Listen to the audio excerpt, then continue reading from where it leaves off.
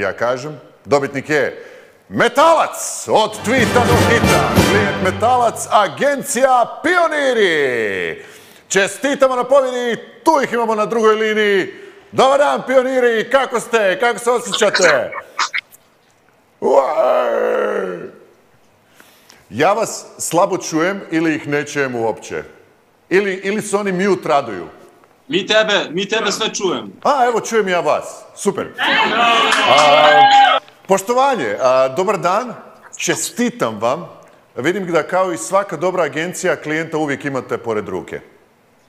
Dobre, imamo i tiganj i sve što se tiče Metalca. Mislili smo da ćemo slavimo nešto sa drugim klijentom Nektarom, ali ćemo sad preći u kuhinju.